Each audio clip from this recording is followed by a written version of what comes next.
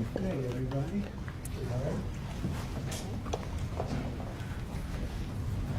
How are you? It's nice to see you.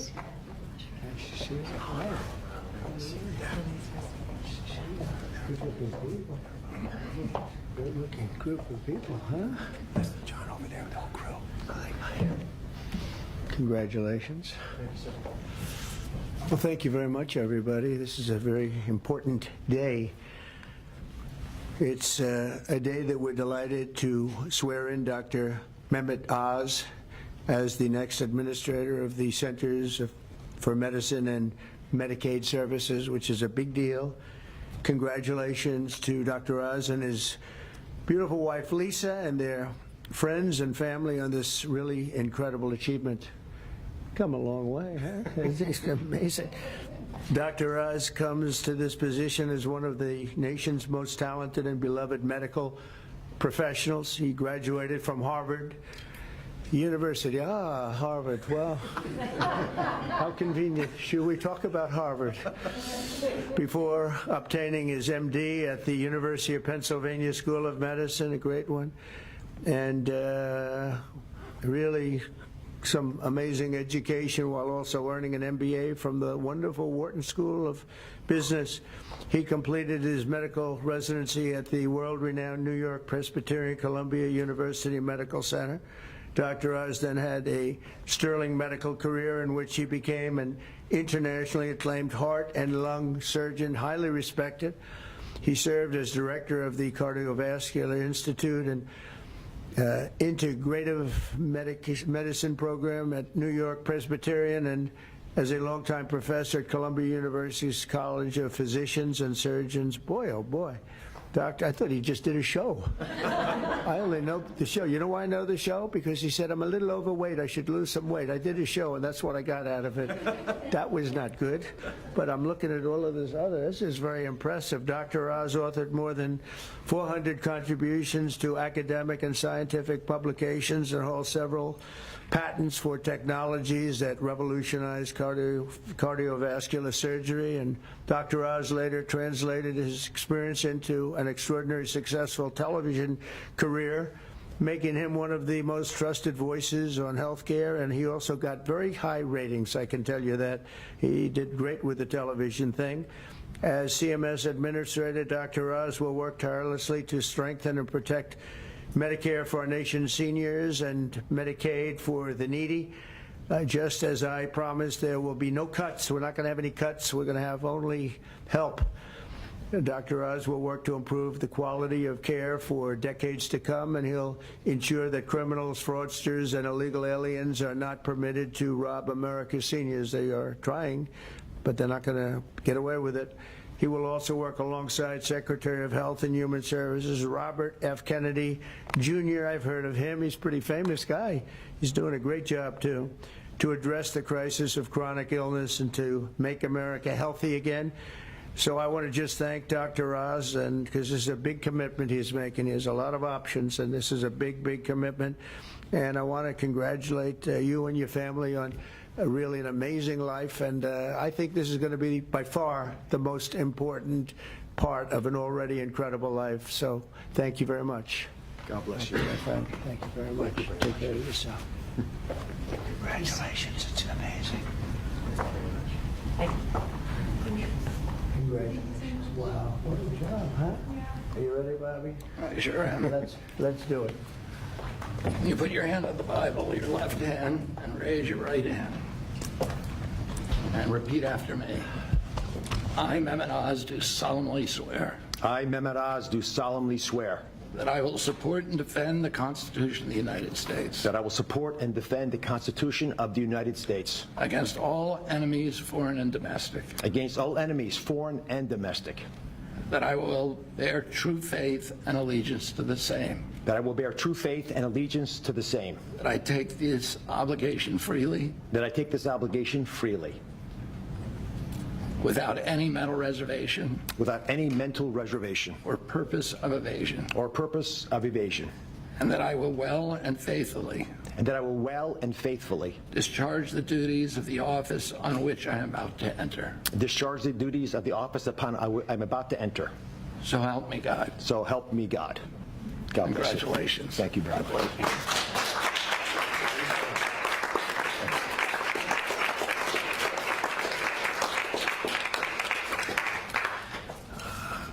I've got to start off by thanking three people.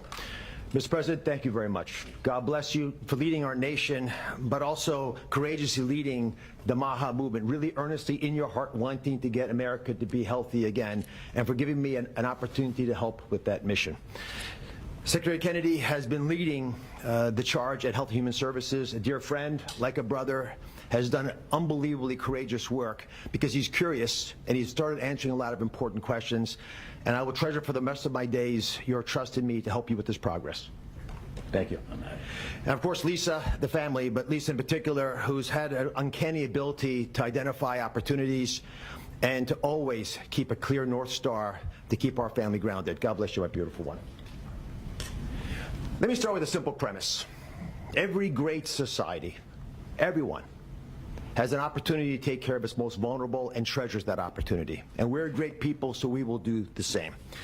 As we enter the main building, the Humphreys building, where Health and Human Services is located, there's a placard of Hubert Humphrey, and it says that it's a moral opportunity, a moral obligation of government to take care of people in the dawn of their life, the kids, in the twilight of their life, the elderly, the mature, the seniors, and those in the shadows of life, those struggling with disabilities. We want to provide America with access to great care. We want to save the public health insurance programs of this country. That's what President Trump asked me to do when he took this position to administer the programs at CMS. Now, if we're going to do that, you've got to be honest with each other. And a physician, President Trump, has to always do that, right? We've got to share news, sort of presidents, that folks don't want to hear, but it's important for our well-being. So I'm going to give you 4 bullet points to remember. Bullet point number 1, and they're all numbered in order for a reason. Medicaid is the #1 budget item for many states, and it is crowding out education, other important social programs. The states are having a big problem, and that's with the federal government paying most of the bill. Item number 2, healthcare expenditures are increasing at 2% higher than the economy is growing. And because of that, we spend more than 2 times per person on health care than any other country on the planet, and we're not getting value for that. Because number 3 is that we are, in America, experiencing an unfortunate problem, which is medical errors are the number 3 cause of death. Did you know that, Mr. President? It's surprising with that much money invested, we're still having problems. And number 4, our life expectancy, despite all this investment, is continuing to slip back. We're now more than 4 years shorter in our life expectancy than countries that we used to be equal to. But I am optimistic. Why? Because we control our destiny. Because at its very core, we have a generational opportunity, a unique ability to save the healthcare system because we control all the big pieces. America is too great for small dreams. So I've got some big ideas that I'd like to share that we've worked through with my staff who are cordoned off over there, and there's a lot of us. We've got almost more than 6,000 people at CMS working on this and 40,000 contractors helping. So we've got a lot of people. What are we going to do? First, we're going to reduce chronic disease. How do you do that? 70% of the healthcare expenditures of this country are driven by chronic disease. And it is your patriotic duty, I'll say it again, the patriotic duty of all Americans to take care of themselves, because it's important for serving in the military, but it's also important because healthy people don't consume healthcare resources. The best way to reduce drug spending is to use less drugs because you don't need them because you're healthy, and it feels a lot better as well. The President and Secretary Kennedy have been pushing the MAHA agenda because it makes it easier for people to do the right thing, especially the mothers of this great land, because they're the ones who really get caught with this responsibility. They're the ones deciding for their kids. They're the ones we want to empower. And curiosity, which is the key word here, truly asking questions you want the answers to, will allow the MAHA movement to thrive. The next big thing we want to focus on is modernizing Medicare and Medicaid. That's how Americans will get the care that they want, need, and deserve. We need to empower patients and providers, both. The doctors and the patients both have to be equipped with better tools. And the President is showing that he actually does love and cherish Medicare with all these executive orders, like the one on transparency, sir, that really helps us by making sure people are equipped with information. So you shine a light in the dark shadows where so much of the problems happen with the healthcare system. And remember, the most expensive care is bad quality care. That's what we want to stamp out. And finally, we want to crush fraud, waste, and abuse. This is stunning to me. And I've got a message for all the bad guys from me, the Secretary, and the President. We are going to stop people from stealing from our most vulnerable, from stealing with the taxpayers of America, or honestly trying to support these programs. And we're going to be able to do it in quite a few ways. We are coming for you. And I'll give you a couple examples. Mr. President, these are ones that you may want to use in some of your future conversations. Almost 250,000 people, American citizens, were fraudulently enrolled without their knowledge in exchange programs by brokers who were unscrupulous, stealing from the U.S. government by pretending these people were on programs they never told them about. Tens of millions of dollars, Mr. President, are being spent on illegal immigrants receiving Medicaid in California, and they're pushing the bill to us. Should we stop that? I think so. That will not continue. We're spending about $1 billion on Medicaid programs for dual state eligible patients, which means you live in one state, but the system thinks you're in another state, and maybe a third state, and we're paying all 3 states for services you're not getting because you don't live in 3 states all at once. And finally, and this one really bothers me, there are states who are using Medicaid dollars for people who are vulnerable are being used for non-medical purposes. For example, public labor unions are getting child care through some of this money. That doesn't make sense to me. Housekeeping, I wish I could get that for my home.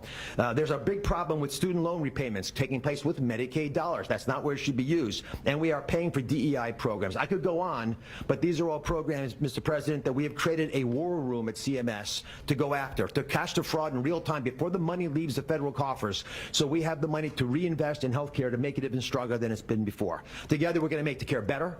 We're going to make the outcomes improve, and we're going to make sure that America can actually be the healthiest country that could ever possibly be. We'll make America healthy again. God bless you both, sir.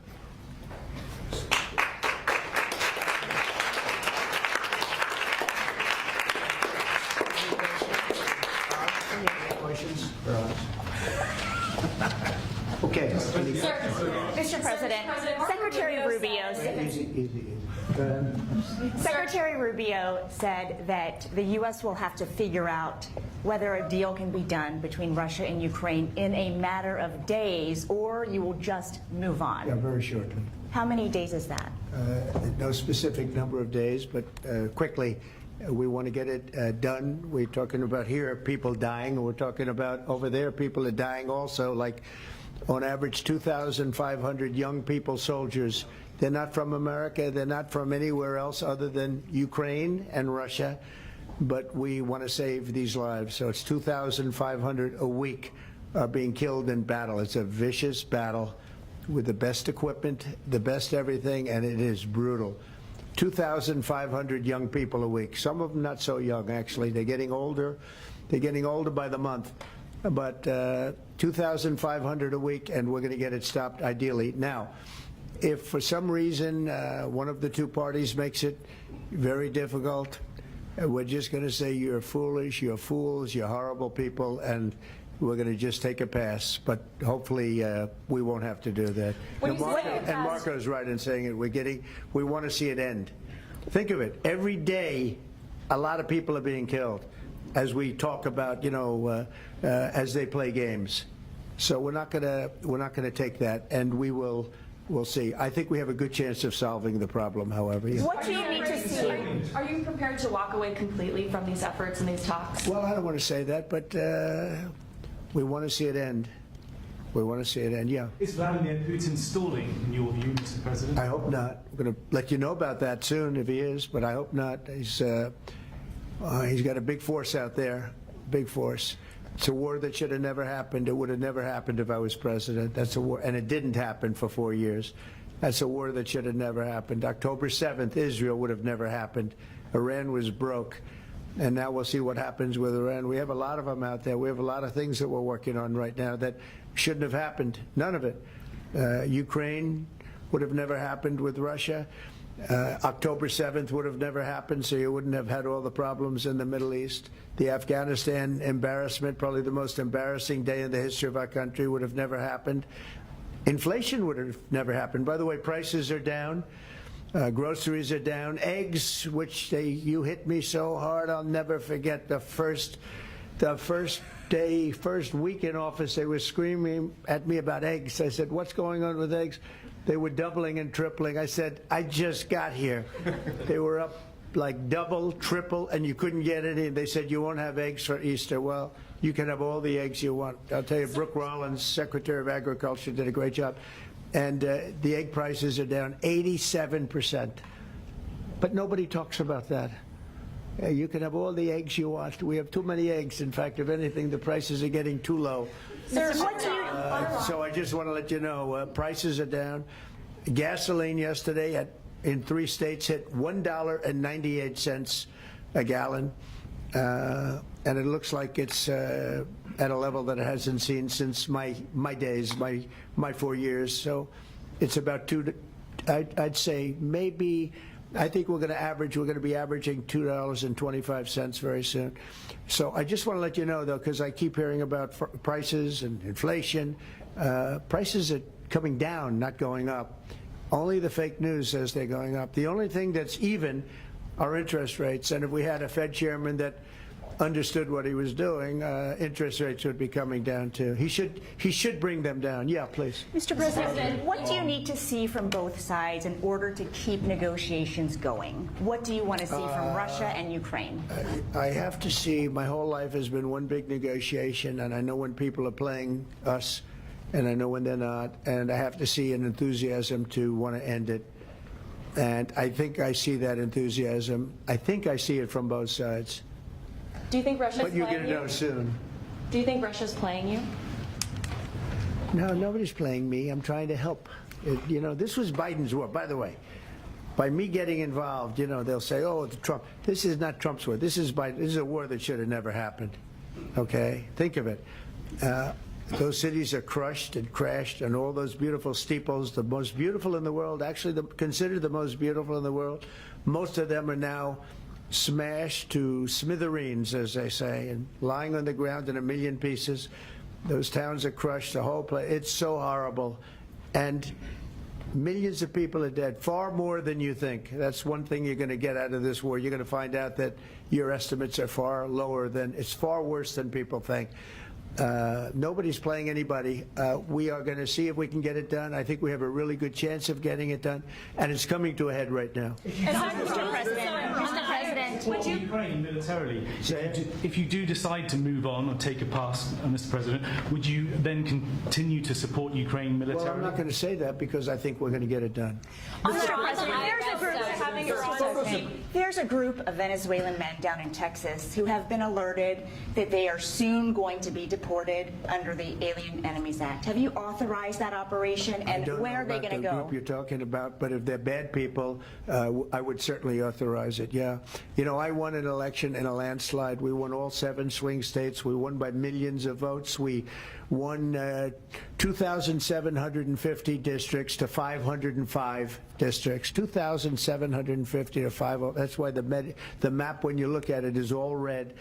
And one of the biggest reason, I think the biggest single reason, actually, I'd like to say it's because of this, because I think they're going to come up with things that are incredible, but probably the biggest reason was because of the border and because of illegal immigration. And the people of this country want those people out. Because what Biden did, and I don't know if he did it, I'm not even sure he knows what the hell he was doing, but what his people did, representing him, was allow millions and millions of people from jails, from prisons all over the world, people from mental institutions and insane asylums, gang members, drug dealers, pouring into our place. And you know what? Our people voted for me to get them out. They want them out. They want them out. And we've done a hell of a job. And by the way, Ecuador and various places, but El Salvador, we've been helped by a lot of other states where they're helping us, actually, because you couldn't look what this man was thinking when they allowed open borders and people to come in. If you look at Venezuela, their crime is down by 72%. You know why? They took all their criminals off the street. They took all their prisoners from jail. They took murders. 11,088 murderers were released into our country. Bad things are going to happen. Bad things. And we're getting them out. And that's why I was elected. A judge wasn't elected to do that. I was elected to do that. And we're doing it in record fashion. We have the safest border, the most secure border we've ever had. See the Declaration of Independence? You should all read that before you leave. That's the real deal. You should all read it before you leave. Yeah. Mr. President, photos have emerged of Senator Van Hollen sipping what appears to be margaritas with Abrego Garcia down in El Salvador. Do you encourage other Democrats to fly down to El Salvador to meet with this illegal alien who's an accused wife beater? I like this guy. See, now this is the kind of a reporter we like. There aren't enough of them. We got to get some more of them. But no, I appreciate that question. No, look, he's a fake. I know him. I know them all. They're all fake. And they have no interest in that prisoner. That prisoner's record is unbelievably bad. If you would go into the room, you might, if you would, Caroline, maybe go into the room and see if you can find that little slip. I wrote some things down. I don't know why you'd want to keep him, but I just, we got a little biography of him. Did you help set up that meeting? Not a very innocent guy. Did you help set up that meeting, sir? Mr. President, in the spirit of Easter Sunday. While we're on the subject, right? Yes, of course. So you're talking about Abrego Garcia, is that the one? Yeah. Is an illegal alien MS-13 gang member and foreign terrorist. This comes out of the State Department and very legitimate sources. I mean, I assume I'm just giving you what they handed to me, but this was supposed to be certified stuff. In 2019, Garcia was issued a deportation order. 2 separate judges affirmed Garcia was a member of MS-13, which is a gang that may be even worse than Tren de Aragua, and maybe worse. They kill people with knives because it's more painful. Very famous for the knifing and killing of 2 young 16-year-old girls walking to school one day, and they sliced them up into little pieces and killed them. That's MS-13. And 2 separate judges affirmed Garcia was a member of MS-13. When Garcia was originally arrested, he was wearing a sweatshirt with rolls of money pouring out, an MS-13 gang symbol that he was driving with 2 other known violent MS-13 gang members, 2 of the most violent members that we know of in the MS-13 gang of thugs. In 2022, Garcia was stopped by the Tennessee Highway Patrol and was found to be transporting 7 people from Texas to Maryland, and he had no driver's license. He was driving violently. In 2020 and 2021, Garcia's wife filed for a protective order from him and said he was violent and abusive and really scary, including allegations that he punched and scratched her on the eye, left her bleeding after throwing her laptop on the floor at her, ripped her shirt, and ripped off her shorts. He then grabbed her arm, leaving very severe marks. Garcia's wife also wrote in court, "At this point, I am afraid to be close to him. I just don't want to be close. I have multiple photos and videos how violent he can be and all of the bruises that he's left on me." She just couldn't get anywhere near him. This is the man that the Democrats are wanting us to fly back from El Salvador to be a happily ensconced member of the USA family. Isn't it a shame? And by the way, I've been hit pretty hard by fake shows, fake news, MSDNC in particular, where they talk about how evil I am, that this man would be thrown out of our country. This man is according to certified statements that we get, is a very violent person. And they want this man to be brought back into our country where he can be free and to stay as a happily Maryland, they call him the Maryland man. He's a Maryland father. No, this is a violent person. Who they don't talk about is that wonderful angel mom who lost her daughter, who had 5 beautiful children, and she was killed violently. And, she spoke, and she spoke unbelievably. I saw it. And the fake news didn't pick it up. She spoke. She was in tears. She's devastated. Her life is, essentially, she's told me her life is like over. But there was I think no stories. Isn't that true? No stories. Yes, 0 stories. It was the most emotional thing. Everybody that watched it, they couldn't believe it. The fake news refused to put it up. So it's very sad. And yet they talk about this guy like he's an angel. See the angel up there? They think he's like that, like a little angel. Do you Sir, encourage on other Iran, Democrats to visit? Would you be open You to know, that's letting no impact. The Iran? way she, it's just like, look at it. No impact. It's just like unbalanced. Would you do that? Well, go ahead. What I would Sir, do. on Iran, would you be open to letting Iran keep some kind of civil nuclear program? No Or would impact the entire whatsoever. program need to be dismantled? I'm for stopping Iran very simply from having a nuclear weapon. They can't have a nuclear weapon. the I entire want program Iran dismantled? to be great and prosperous and terrific. I stopped them once they were broke and they didn't have any money for Hamas. They didn't have any money for Hezbollah. There wouldn't have been an October 7th disaster. They were broke. They had no money. And they weren't spending it to terrorist organizations because they had none. When Biden came in, he took all the sanctions off. China wasn't allowed to buy. I said, if you buy, because they're their biggest customer, I said, you buy 1 barrel of oil, just 1 barrel of oil from Iran, and you can't do business in the United States. And by the way, we have nice conversations going with China just to intercede, you know. It's like really very good. But Have you spoken to Xi? with Iran, they can't have a nuclear weapon. And if they have a nuclear weapon, you'll all be very unhappy. You'll all be very unhappy Have you because spoken your to life, Xi? your life, Who is leading your those life trade will be in talks? great danger. Yeah. President. Yeah. Press out. Everybody out. Yeah, thank you, press. Get out right now. Thank you, press.